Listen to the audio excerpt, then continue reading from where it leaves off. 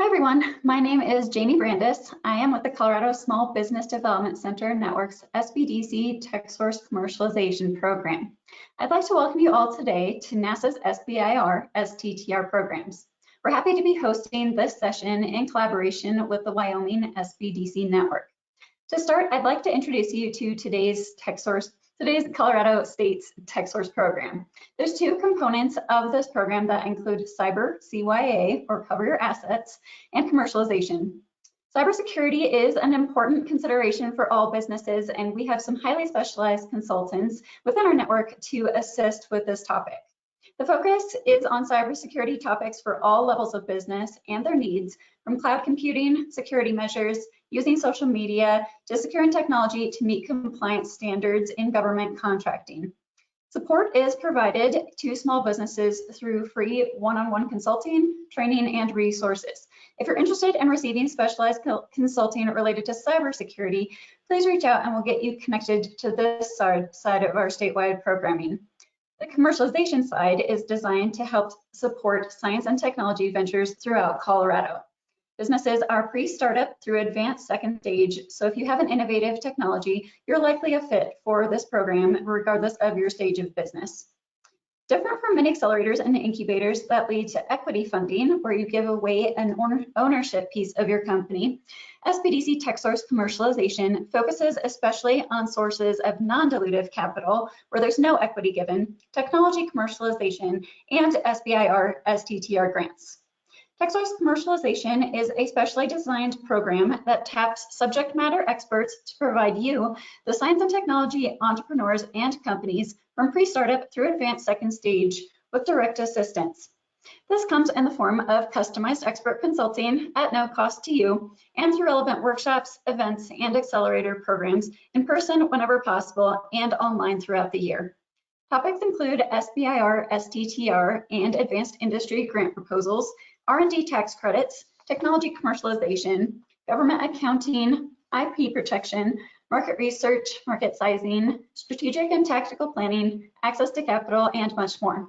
These resources are available thanks to support from SBA's FAST program, Visa, the Colorado Office of Economic Development and International Trade, the Minority Business Office, Zero, and the City of Boulder.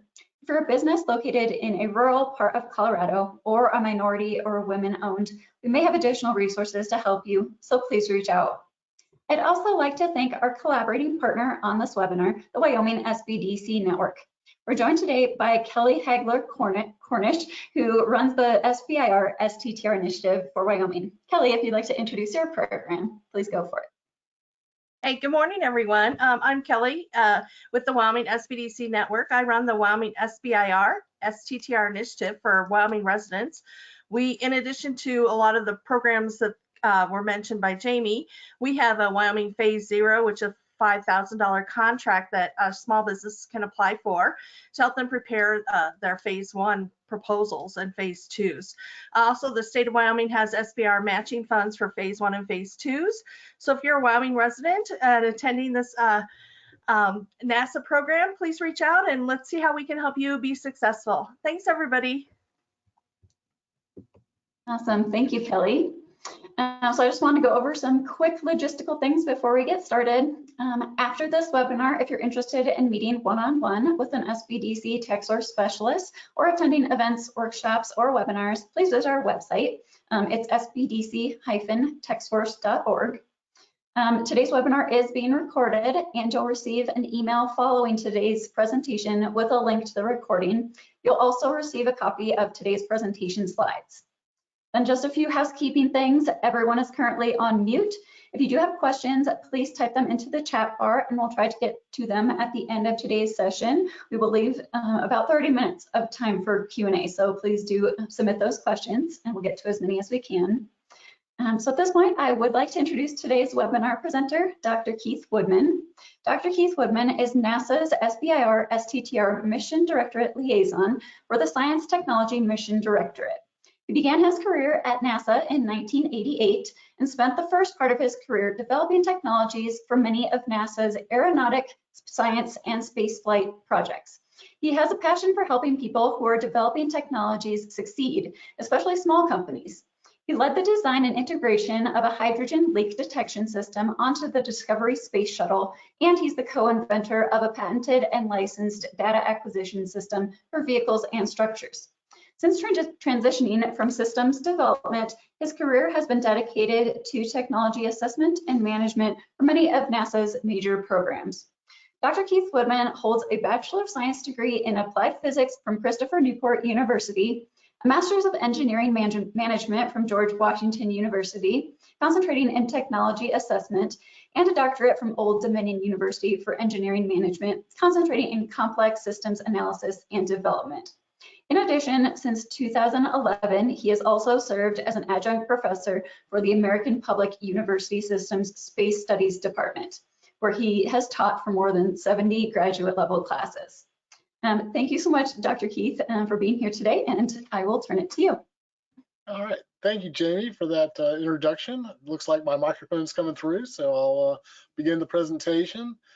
Today, I'll be going over some information that should answer some of the basic questions you might have about NASA's SBIR and STTR programs to help you understand if you're a good fit for us, and if so, hey, what your next step should be. Next slide, please. All right, here's what we'll be talking about today. I'll give you an overview of NASA's SBIR and STTR programs. I'll give you some examples of companies who have benefited from working with our program, and I'll discuss how and why you should want to partner with us and ways to do it. We'll have time at the end to answer any questions you might have. Next slide, please. So first, before we get started, I just want to acknowledge something. If you're on this phone call, with NASA, we are all pioneers. Whether you're an entrepreneur or a researcher, the reason you're here is because you want to push the boundaries of technology and see where they can take us. And that's just inspiring. And NASA has decided to join forces with you to do this. This program can be an excellent jumping off point for innovation. NASA is ambitious, and we want to go back to the moon, and then we want to continue on to Mars. But we're not all just about human space exploration. We have 5 primary mission directorates at NASA. We have the Aeronautics Research Director. We have Exploration Systems Development, Science, Space Operations, and my own directorate, the Space Technology Directorate. Many of our small businesses and research institutions are also solving challenges that can directly impact us right here on Earth, like technology to help us better understand Earth's climate, or improve communications during things like natural disasters, and even advanced in medical treatments. The possibilities are just endless. To give you some insight, on average, approximately 80% of the firms we fund are from companies that have less than 50 employees. We provided funding in every state, including territories like Puerto Rico and even Washington, D.C. When we hear back from our community about the growth they experience from our initial seed funding, whether that's in the size of their company or how far their technology has progressed, it reminds us exactly why we do this. There's so much potential out there, and we know, there's just a lot of strength in collaboration, and that's what we're going for here today. Next slide, please. Briefly, before I dive into what we provide to small businesses, it's worth noting that the SBIR program has been around since the 1980s and is a federally mandated small business R&D program. And NASA is only one of 11 participating agencies, and our annual investments make up just 5% of the more than $3 billion per year that SBIR and STTR programs across the government invest in American small businesses. Now, what do we provide small businesses? Well, if you're able to win either a phase 1 or phase 2 contract, that means your company can earn up to $1.15 million within 3 years. And that's not even counting the post phase 2 opportunities, which could count for another $3 million or more. Working with us gains you experience, networking opportunities within NASA, and we take zero equity in your intellectual property. Plus, it never hurts to say that that you partner with NASA, that NASA wants to do business with your company. That's a good selling point, I would think. You might be asking why we provide all this. It's not just a mandate for us. Investing in your technologies is a win for all of us. So next slide, please. So why do I say it's a win for all of us? Well, first, with your help, we can accomplish NASA's many ambitious missions.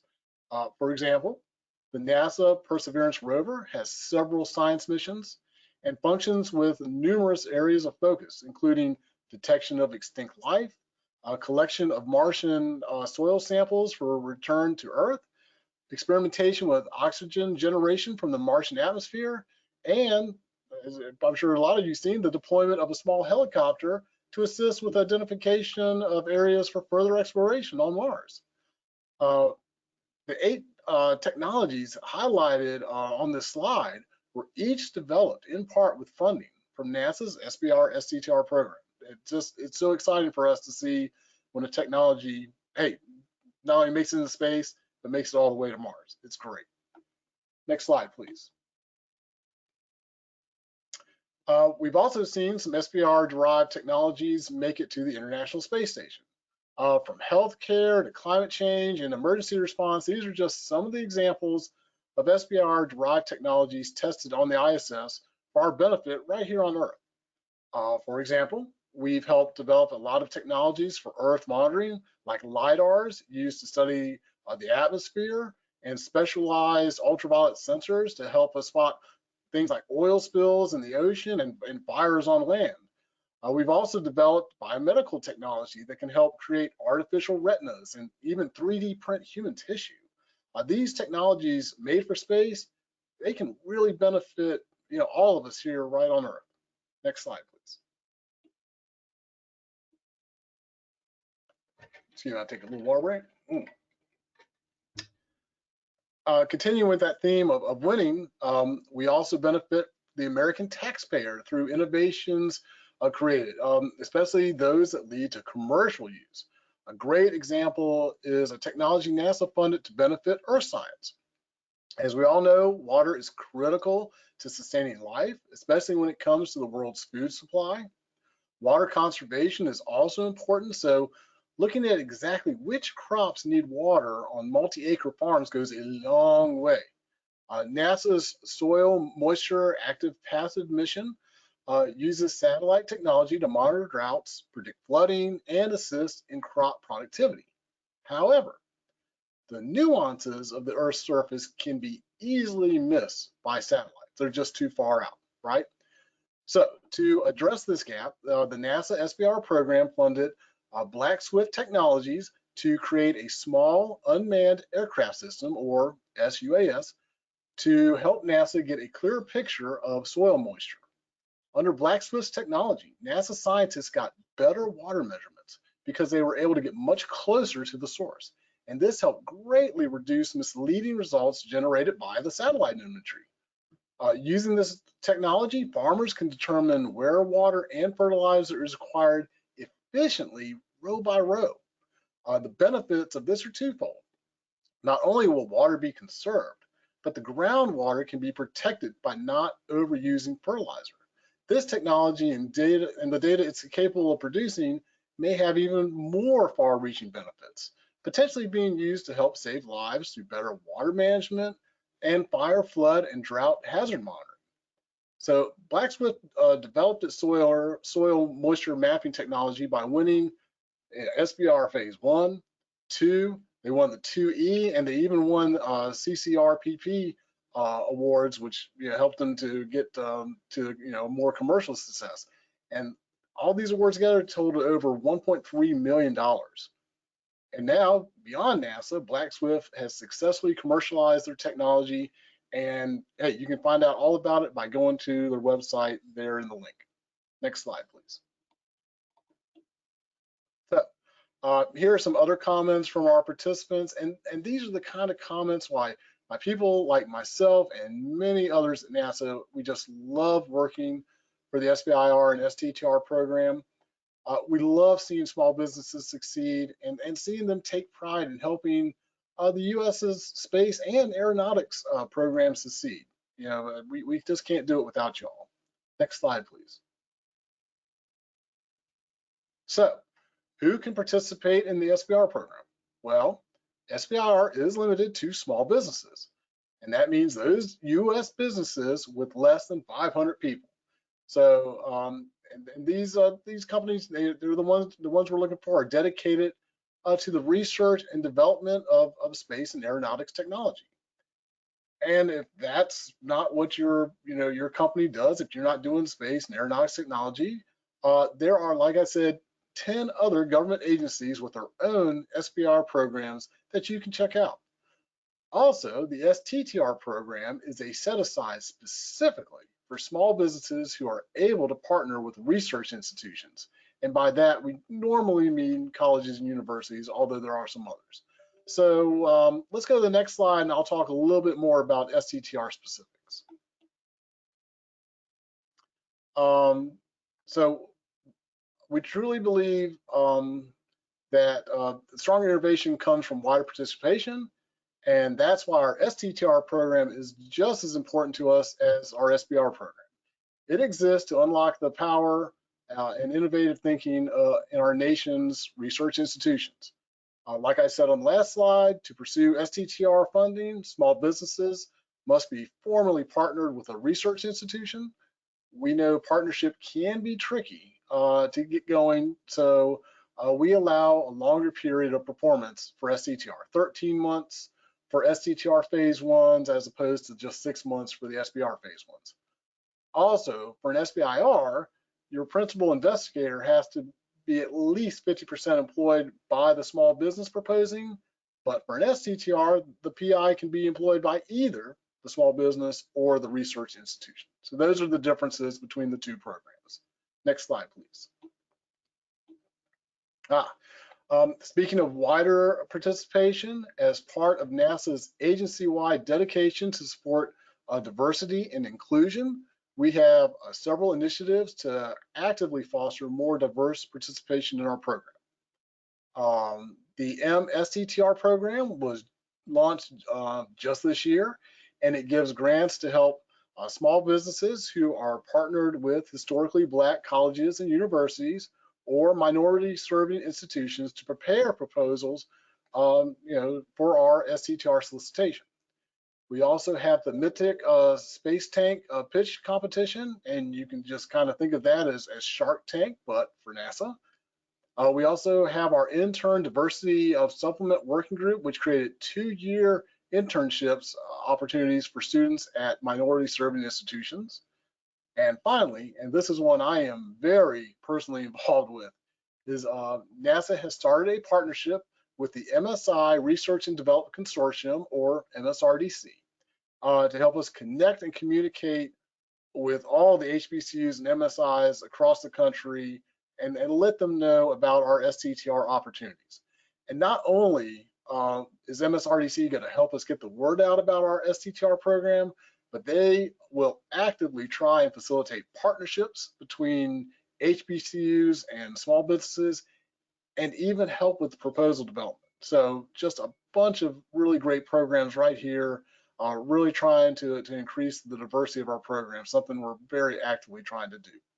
Next slide, please. Okay, this is my favorite slide. This is the take-home slide because it really tells you everything you need to know about the program. So now hopefully you understand why the SBIR program is important. So let's talk about exactly what you get and dive into the specifics. We find and fund our small businesses through phases. And I won't go over every detail, but at the highest level, on the left there, the first circle, phase 1 is what we call the idea phase. And beginning in 2022, phase 1 awardees will get 20% more funding than in past years, with both SBIR and STTR awards increasing from $125K to $150K. We're thrilled that we're finally able to do that this year. Phase 2, the middle circle up there, is focused on the actual development, demonstration, and delivery of the innovation that you worked on in phase 1. The program also has plans to increase those awards from $750K to $1 million next year. Although, and I have to note this is still subject to congressional approval, but we're really hopeful we're going to get it. And finally, phase 3 is when the SBIR technology you produce makes its way into NASA's missions or makes its way to the commercial marketplace. To be honest about this, though, getting to a successful phase 3 is tough, as you in business know. Phase 1 and 2 awards alone are not typically enough to support a company's journey all the way through to commercialization. So our program has created additional opportunities to help firms get there, and with more than just money, more money. Right under the phase 1 there, you see something called the I-Corps program. That's an incredible program that takes companies out to meet potential customers. It's just changed the success for so many companies out there, really increased their success rate. And as we'll talk about a little bit more in the presentation, under all the primary phases up there, you see a bunch of post-phase 2 opportunities that are there to help you get, hopefully, to that phase 3 or commercialization. And we'll talk about those a little bit more later. Next slide, please. So how does all this work? Well, first, every year we issue a solicitation that includes details on the technologies we're looking for. You want to start there and make sure you spend time thoroughly reviewing the solicitation to see where your capabilities and technologies, your ideas are going to fit. The solicitation period is generally open for approximately 60 days. Carefully read the proposal submission requirements and do not wait until the last minute to submit. Specifically, if you're working with a university for STTR, keep in mind that they may move at a slower pace given their priorities and their specific contract processes. So make sure, if you're doing that, to start that process really early. Once the solicitation period closes, we move into a very thorough technical review and selection process. This occurs for approximately 3 months as we evaluate the literally thousands of proposals that are submitted each year. At the end of the review and selection process, we'll announce the selections on our website, and you'll receive a notification on whether your proposal was selected. A few things to keep in mind. There are many factors we consider when reviewing proposals. Experienced firms recognize that they may not win on the first shot, but they know, keep trying, they'll get better each time. If you're not selected, make sure to read the feedback our program will give you. We try really, really hard to provide every company constructive feedback on their proposals to hopefully, if they weren't selected, make the next proposal better. On average, approximately 60% of awardees each year are repeat proposers, meaning they've submitted another proposal within the last 4 years. Once we make our selections, we'll then turn it over to the NASA contracts team to negotiate the awards and get the proper paperwork in place so we can start working together.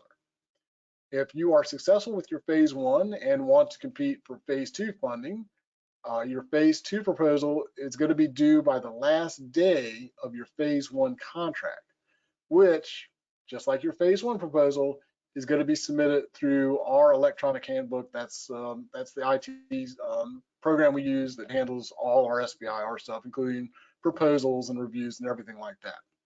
Approximately 43 or to about 45% of phase 1 awardees will go on to phase 2 because there's just limited funding. There's only so much we can do, but the success rate is probably around 43-45%. Also, talked about this on the last slide, but just a little bit more about the phase 3. A phase 3 contract is not awarded through our SBIR or STTR programs. A phase 3 means you have created a technology so good, another NASA program or project just wants to buy it off you immediately. Phase 3s are great. They don't have to be competed. It's so because you're already in the contract system for NASA. So it doesn't have to be competed. The program just comes to us and says, hey, I want that technology, and they throw the money down on the table and they get to fund it. And we love seeing phase 3. That's really, that's just the feather in the cap when phase 3s happen. And if you want more information about phase 3s and the phase 3 process, be sure to check out our website. Next slide, please. Okay, our next solicitation hits the streets next month, and there are some great changes coming. And the first one, and it's worth mentioning again, our phase 1 awards have increased from 125K to 150K. Like I said, that's great news for us, for you. It's something we've been trying to get done for a long time. The second major change is that our SBIR and STTR solicitations are now going to be separated. And we did this to make it easier on companies to figure out which subtopics they should be proposing to. If you're not teamed up with a research institution and you don't plan to, well, you don't have to look at the STTR solicitation. You just go and look at the SBIR solicitation. Much easier now. Finally, in the past, we've asked companies to talk about what they would do in phase 2 and the phase 1, and we're not doing that anymore. We won't be asking you about phase 2 requirements in your phase 1 proposals. And so this way, you can concentrate on just the phase 1, and as you go along in the phase 1 process, you get closer to the end, hey, that's when we'll provide you the information about phase 2 and get, tell you what some information we're going to want you to provide to propose for the a phase 2 follow-on. To learn about these and the other changes, make sure you join us for our Dissecting the Solicitation webinar that we're hosting on January 20th. That's where we're going to talk through the entire 2022 solicitation, and while it's actually open, and be able to answer any questions you have on preparing your submissions. Next slide, please. All right. So what should you be doing now until that solicitation comes out next month? Well, if I was you, I'd start preparing, and the first thing I would do is go look at last year's solicitation. The screenshot here shows you what that will look like when you bring it up. In Chapter 9, in the little orange box there, that's where all our research topics, what we call focus areas, are listed, and they are where all the subtopics are categorized, and all the subtopics for last year will be there in Chapter 9. Want to use this to figure out where where you would have had a fit last year, and even though there's no guarantee that a focus area or a subtopic from last year's solicitation will be in this year's solicitation, the turnover rate is usually around 20%. So hey, this is still a really good starting point.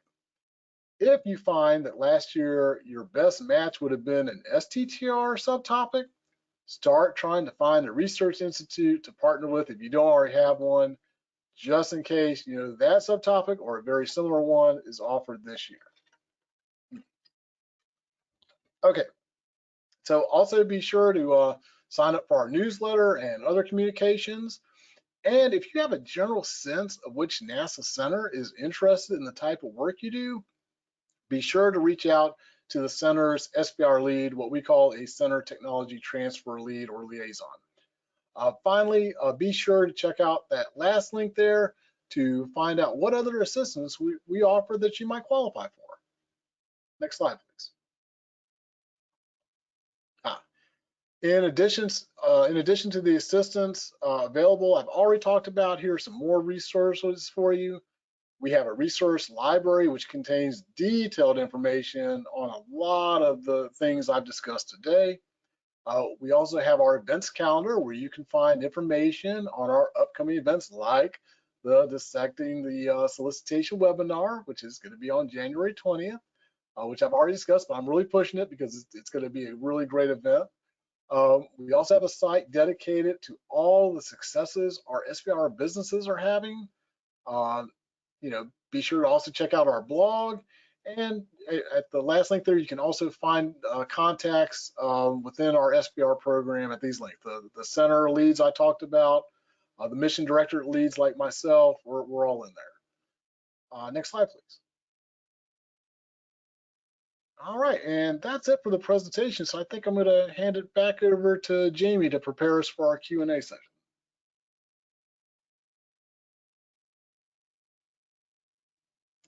Great, thank you so much, Keith. This is very helpful information.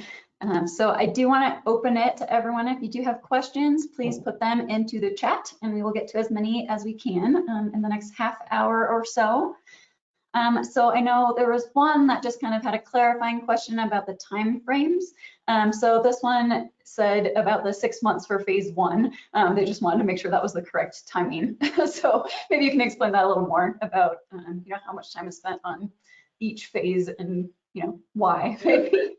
Phase 1 SBIR contracts are 6 months, but phase 1 STTR contracts are 13 months. That's from the start of the contract to the end of the contract. Perfect, thank you. And I wanted to mention that we do have Mark Davidson here to help answer any questions that you have as well. Mark is with JPL. So Mark, do you want to introduce yourself real quick and then we can dig into more questions?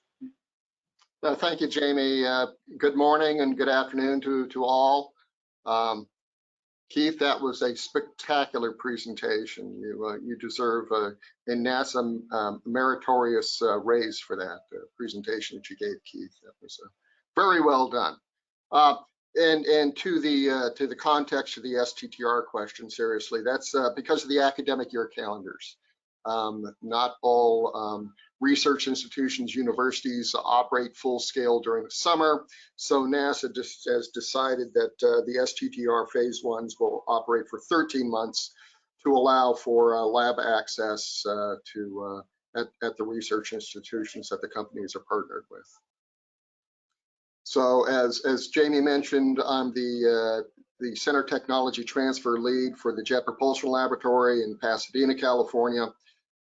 We primarily focus on the Science Mission Directorate, so Earth Science Systems, solar system exploration, and overall exploration of the universe in search for extant life within not only the solar system, but the universe. We do that through a variety of technologies, telescopes, etc.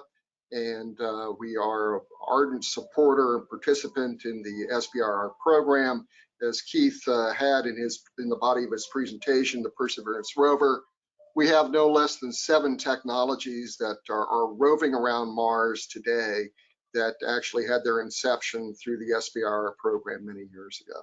So we enjoy that. We enjoy the participation of the small business research community and the research institutions to help us push forward in that search for extant life within the solar system and the universe. Great, thank you so much, Mark. So there is a question here. We're getting a lot of questions in, so try to navigate these as best I can. So this one is about the percentage of how much is STTR versus SBIR as far as applications, and then how many are awarded, just if you have more stats on the differences between the two. Mark's probably the better one to take this one. I think the STTR is like, what, 3% of the SBIR budget? Is it something like that, Mark? Yeah, it's the way it's calculated is all federal agencies with an extramural research and development budget at $1 billion have to have an SBIR program by US code. Those that have a larger percentage over that 1 billion also have to have the STTR program. And Keith, you're right, it's around a 3% of that total. But each federal agency decides what the award pool is for their SBIR and STTR programs, and it's in direct correlation to the size of their extramural research and development budget. So in essence, it's a small business set aside. They take from the major R&D budget and they set aside a certain percentage for small businesses. So then within NASA, do you see one being more competitive than the other, or as far as the number of applications you get for each type? Yeah, anymore? the SBIR is much more highly competitive. The phase 1 award rate, we'll typically get 1,300 to 1,400 proposals in the phase 1 SBIR, and the award rate is just south of 15% for that entire population. The STTRs, we receive, it's in the hundreds of proposals. The award rate is slightly higher. It's up in the 20% range. But the technologies that we're engaged in for research and development in the STTR program are a bit riskier, a bit quote unquote newer and unexplored technologies.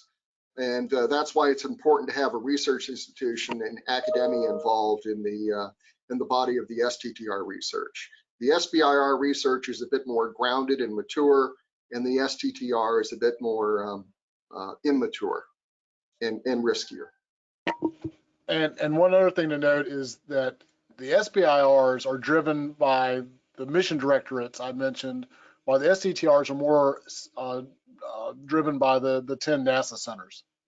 Yeah, the STTRs, as Keith just said, they're specifically driven by the priorities of the center technologist. So our chief technologist here at the Jet Propulsion Laboratory, Fred Hadier, he has a set of priorities in the context of technologies, and that's what drives JPL's subtopics in the STTR program, just as it does at Langley, just as it does at Goddard, et cetera.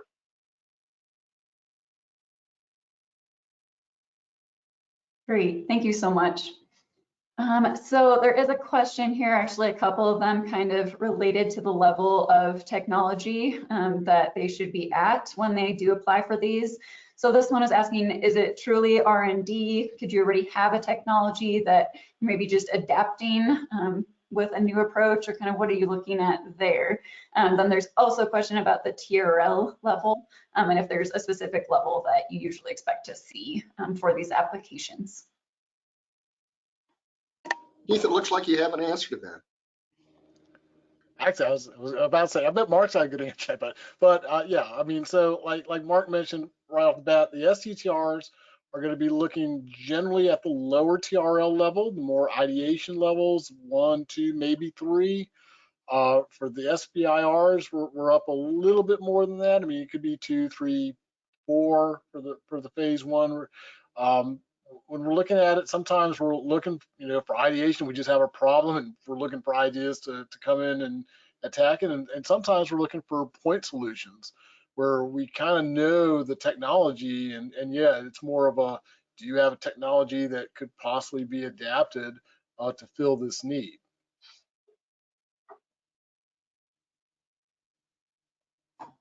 Great, thank you. I think that's really helpful. All right, so there's a question here of, does NASA ever do open topics similar to what Air Force does? No. Well, Mark, I want to say we did one time several years ago try that. I think it was probably in the STTR program, and it's just rough because the way we operate is, like I said, the mission directorates have ownership over SBIRs, and then for STTRs, the centers do. So it opened up subtopics harder because there's no internal NASA owner. The reason we don't have the open subtopics really is because the SBIR program is far more of a pull program rather than a push. We're saying we have technology needs. Please give us technologies and ideas to fill them. It's not a push program so much. Got it, thank you. So there's a question here about reaching out to technical points of contact. I know with some of these agencies, there's windows of time and, when you can talk to people. Is it recommended that you reach out to specific TPOCs or topic authors, or what does that look like and how accessible are those people? I'll take that one for us, Keith, because that's one of the functions of the center technology transfer leads or liaisons. And the answer is absolutely yes, an emphatic yes. Pound the podium, yes. You want to have those technical interchange discussions with the lead subtopic managers, the individuals at the NASA Center who authored that subtopic, because something is keeping them up at night. They have needs in the context of research and development that either their budget or work processes or something is not fulfilling, or they're looking for the outside the box innovation. Not every great idea comes inside the gate of a NASA center.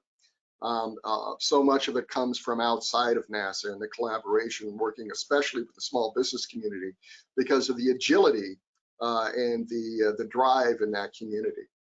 So mechanically, the way to do that, in Keith's presentation, there was the website, SBIR.nasa.gov. Keith showed the solicitation, last year's solicitation, the 2021 solicitation. Again, as with most government documents, go to the last chapter. That's where the important stuff is. So you head to chapter 9 and you go to the subtopics. You know, you start at the focus areas and you go down through the pachinko machine and you finally end up at subtopics. Subtopics, that's what you're looking for. You read through that subtopic, you find something by nomenclature that fits your capabilities and interest if you're a small business. Read it twice, read it 3 times. But the important takeaway from that subtopic, once you find something that you want to pursue, up at the top of the subtopic is the lead center, and there's a set of initials: LARC, Langley Research Center, GSFC, Goddard Space Flight Center, JPL, Jet Propulsion Laboratory, etc. Okay, that alphabet soup, that lead center for that subtopic, you want to go to the contacts tab back on the website and scroll down and look for me, or for whoever it is at Langley these days, or for Quentin Bonds at Goddard, or there is an individual, a point of contact at each of the centers that's provided. So once you ascertain who the lead center is, find that central point of contact, that CTTL at that center. Emails and phone numbers are there. Phone us, contact us. Make sure you hear back from us, because we're the folks that'll put you in contact with that lead subtopic manager, the author of that subtopic, so you can have a technical interchange. Now, that discussion is retrospective. It's only in the content and context of the previous year's solicitation. We will not and cannot have discussions in any way, shape, or form of the upcoming solicitation. But we can talk about last year's solicitation and that subtopic, and what was important to the subtopic manager then. Think of it in terms of rational expectations. You can rationally expect to some degree that the subtopic, even though we don't guarantee that it will be in next year's solicitation, but through rational expectations, if it's been in multiple years, you can think that it'll be in the next year's solicitation. Not saying that it is, but the important thing is to have that conversation with the lead subtopic manager. Discuss with them the innovation that you might be able to bring to the table. Don't discuss the product. Don't discuss something tangible. Don't walk into the meeting and say, my company has the best hammer in the world for space applications. Don't do that with our research community. That's not going to get you anywhere. What you want to do is have a detailed technical discussion in the content of that subtopic, what innovation you could bring to the table. Make sure that you've read the subtopic numerous times and have digested it, and also read the reference material that's cited within this subtopic down towards the end. Familiarize yourself with the reference material, the published papers, journals, etc., that various technical experts have written on that technology. So you're pretty much as familiar as you can be with the subtopic before that interchange discussion. But again, emphatic yes, you want to have those discussions, but you have to have those discussions prior to the public release of the solicitation. Once the solicitation is released, we no longer have those discussions. Thank you so much, Mark. That was a really helpful answer, and we've gotten some feedback from the audience saying that was very helpful. So thank you for that. Okay, so there's a question here. We actually get this a lot as far as when reviewing applications and the team component. How important is it for your team members to have a PhD?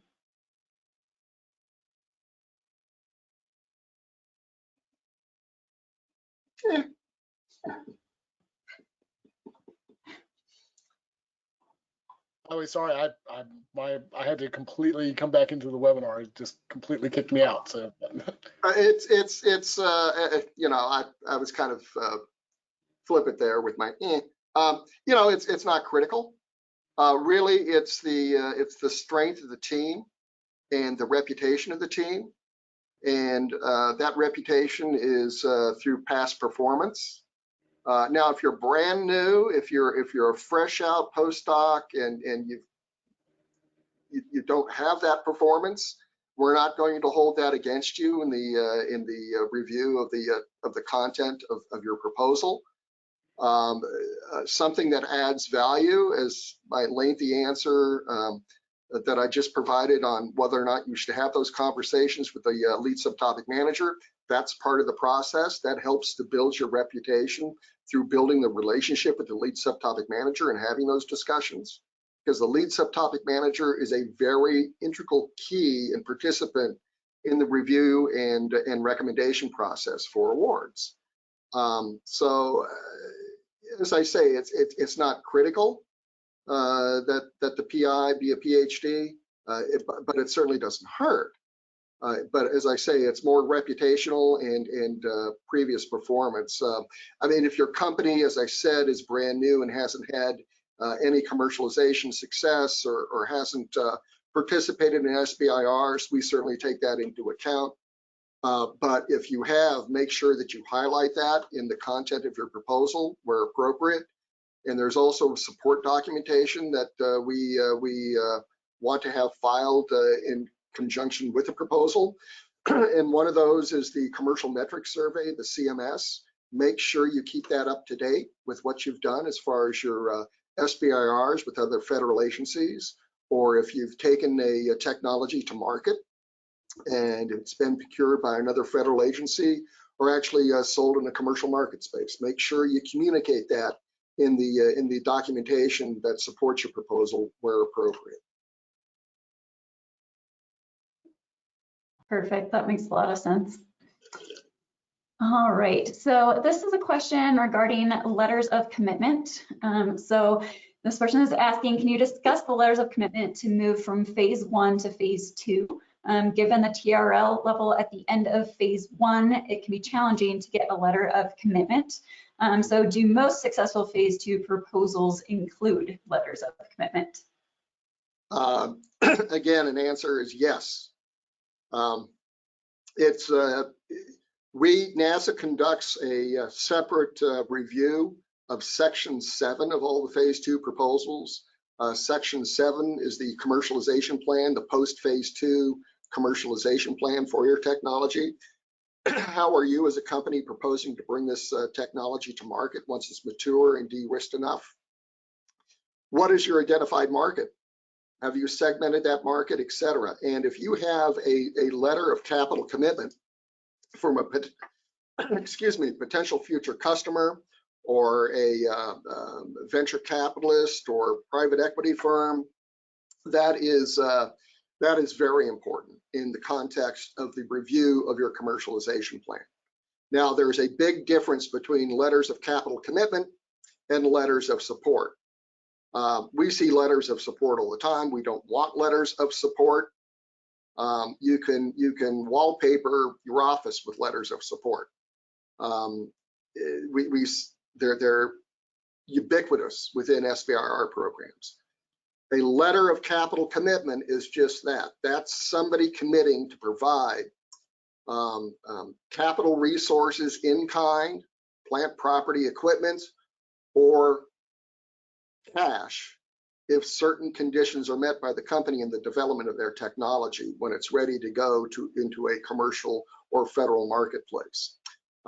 That is a differentiator in terms of a commercial review score for our phase 2 proposals.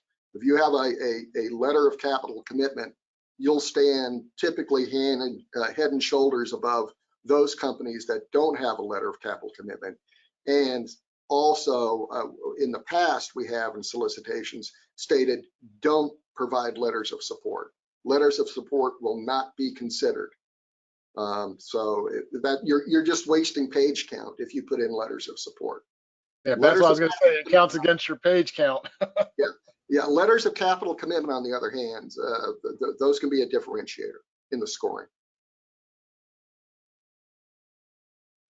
Great, thank you so much for that distinction. I know it's different among different agencies, so that's extremely important to understand that can go against you with the letters of support. So thank you for that. Okay. This person is asking if it's allowed to submit videos with their applications to show the capabilities of their technology. No, I don't think the HB would accept them. I don't know how they would be pasted and provided. I don't have an answer to that. Yeah, it's not like it's not like an open kind of thing where you're sending PowerPoint or Word or something. EHB has very strict format, and yeah, video wouldn't come through. Great, thank you. All right, so this person is asking about strategy for phase 3s. So what's the best strategy for moving forward? Should it be direct contact with stakeholders? I guess any insight you can provide on that. Well, I'll start, Mark. So if you are successful with the phase 2, getting a phase 2 funded, you will have a contract monitor for that. That is your opening into NASA, to the folks that can get you in touch with the right people for a phase 2. The core is going to be the person most interested in your technology, and definitely going to be the person that you want to advocate for your technology going forward. And with that, I'll hand it over to Mark for other words of wisdom. I really have nothing to add to that, Keith. You did a fabulous job. No, the program or mission are the folks with the checkbook. And if you've been successful in your phase 1 and phase 2, you've developed that relationship with individuals in a program or mission, because all of those subtopics in the SBIR side are connected in some way, shape, or form to a program or mission. It may not be transparent to you, the small business, but there's a reason that subtopic is in there. And that program or mission, as I say, are the funding source for the phase 3. So it's all in building that relationship, as Keith pointed out, with the contracting officer representative. Other federal agencies call them a TPOC, I think. For us, it's the contracting officer representative. You build a good relationship with them, with the subtopic manager, and your technical monitor who does the day-to-day coordination with you for your research. And really, the phase 3 is intended to reduce risk and mature the technology. So with the eventual goal of infusing it into a NASA mission or program. And I'll say that the center technology transfer leads like Mark, they also spearhead those phase 3s into the various programs at their center. So normally, a core will go to Mark, at JPL and say, hey, this can you help me pursue phase 3 funding or post phase 2 funding for this technology? It's got a lot of promise, and that's where folks like Mark will step in and say, yeah, let's see what we can get done. Yeah, it's important in NASA to do that. The best parts of it are, and Keith touched on this during the body of the presentation, they're direct source, so they don't have to be competed. So NASA can go directly to the company to provide that phase 3 contract. But remember, it's not SBIR funded. It's NASA mission or program funded, but it's direct source. And then secondly, as Keith pointed out, the intellectual property, your discoveries as a company that you make during all the course of your research in the phase 1, phase 2, that intellectual property is yours. That belongs to your company, not to the federal government. You know, there's a big difference between contracting technology development with the government, and that's where if the government pays for the R&D under a standard contract, the government owns the IP. Under the SBIR program, that's not the case. You, the company, have the IP. We get to use it on a no-fee license for 5 years, and we'll protect and guard your intellectual property. But that's your IP to do with as you please once the technology is mature enough. That's intangible goodwill on your balance sheet. That's value to you, the company. So that's a major upside of participating in the program. Thank you so much. I know that's a concern for a lot of the businesses that we work with. So I guess another part of that would be when people go for an STTR, you know, they might be giving out more of their IP when they're partnering with another organization. Do you have any suggestions there as far as things you might have seen, or, you know, if there have been issues that you've seen come up with any of the other types or STTR?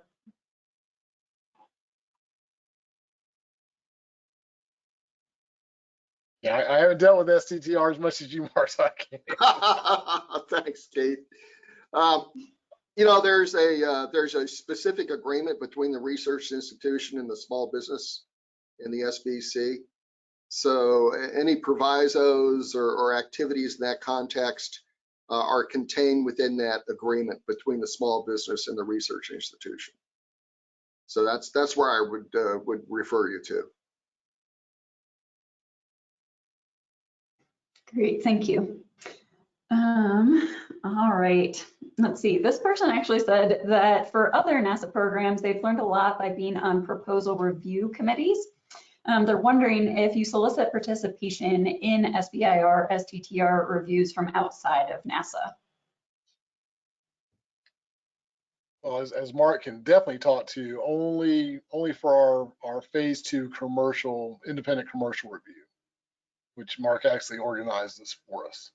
Yes, I'm the lead for that task for the entire agency. We stand up once a year a commercial peer review team, we refer to it as, where this team of outside consultants, and these are typically individuals who are giving of their time from the venture capital community, or individuals that are appointed in their career where they've got lots of bandwidth, but have worked in research development, private equity, mergers and acquisitions, finance, various aspects of technology or the government, and we bring them together for a period of time, and they do all the Section 7 proposal reviews, which is the fourth factor that we have under the evaluation for the phase 2 proposals.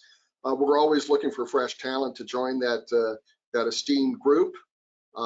So you can certainly find my contact information in the contact tab under the SBIR page, and have a conversation with us.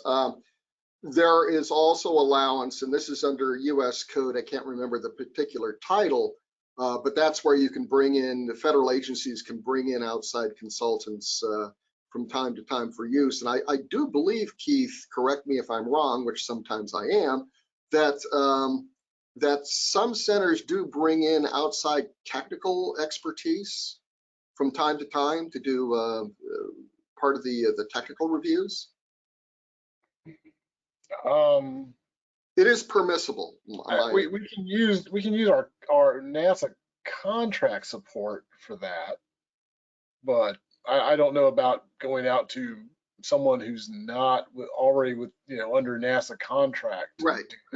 Yeah, we don't solicit from the outside for the technical reviewers, but if you're, let's say, with a particular organization, I don't know, pick the alphabet soup of folks that NASA contract with, and one of those individuals is a renowned technical expert, they can be assigned as a technical reviewer, but they already have to be their company already has to be under contract with NASA. Right, like you could see someone from Lockheed Martin or Northrop Grumman who's, doing something, specifically for NASA, expert, being asked, say, hey, we're bringing this technology, can you conduct a review on it? Since they're already under contract, it's not going to be a problem. Great, thank you both. So I know we're about up on time, so I was hoping maybe both of you could just kind of give final parting thoughts about what you've seen for success, or things to avoid. So I don't know, whatever you want to leave us with would be great. Mark, I'll go first because I want Keith to have the last word because his is the most important, of course. But no, really, it's the blocking and tackling, the day-to-day stuff. Don't be late. Don't overstate or oversubmit with regards to page count on your proposal. Don't submit your proposal late. Don't wait to the last minute. Because if you've got bandwidth or connectivity issues, sorry, that's not a valid reason for not getting your proposal in on time. And we don't take late proposals. If it says 5 p.m. Eastern Standard Time on date X, it means 5 p.m. Eastern Standard Time on date X, not 5:01. So don't wait to the last minute. I guess is probably my largest attribution to companies and organizations that want to participate in the SBIR program. We have to comply with the administration of the SBIR program as laid out by the directive of the Small Business Administration through the Department of Commerce.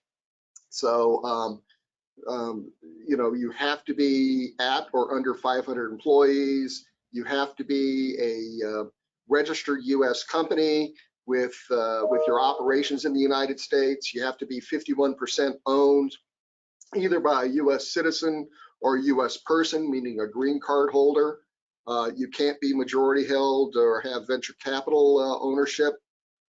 So, and all of those things flow down to us from the Small Business Administration. But then also we have our provisos that are within the body of the solicitation that we want to see within the content of the proposals. But really, don't be late on your submission. Also, these are not grants. These are firm fixed price contracts.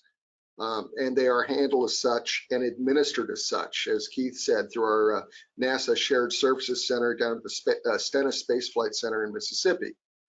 These are professionals that deal with the federal acquisition regulations and then the NASA supplement known as NFAR. They are precise. They stick to the rules. Don't expect to be able to just as you can't violate the laws of physics, you can't violate what's established in FAR and NFAR. So you have to be compliant with those regulations.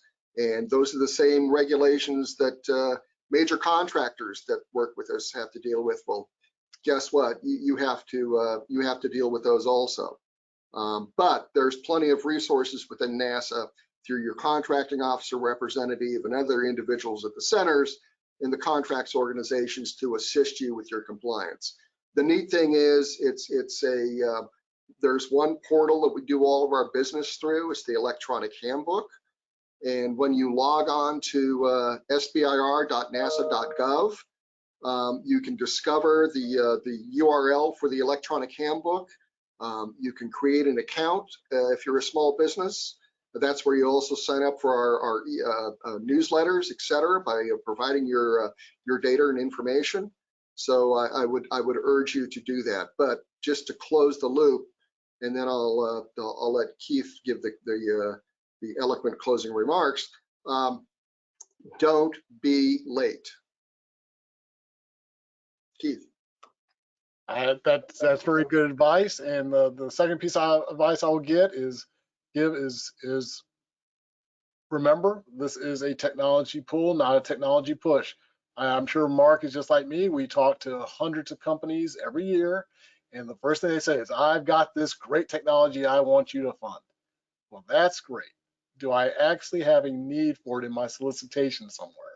That's going to be the first question I ask. You know, like I said, we're not technology push. You don't get to say, hey, just, you know, fund this technology because we think it's great. Go to our solicitation, read our subtopics, and if you see something there that matches your technology or capability, please pursue it. Also, the other best piece of advice I can give is if you are a new or newer company with no successes under your belt, apply for our I-Core program. It is one of the best programs I've ever seen offered to small businesses. I've been involved with some of the interview process, and I tell you what, they only take promising companies, ones that look like they can be flexible and can adjust, and they take them to meet those potential customers, and it changes the way they look at their business for the better. And I can't promote that program enough. It's a great way to get started towards a successful business. And that's my 2 pieces of advice. Fantastic. Thank you both so much for being here today. All this information is so helpful and we really appreciate your time. We will follow up with all of the attendees today with a copy of the slides, as well as contact information and everything else we talked about today. So be on the lookout for that. Thanks again, Mark and Keith, for being with us today. Have a good day. Absolutely. Thank you so much for having us. Happy holidays.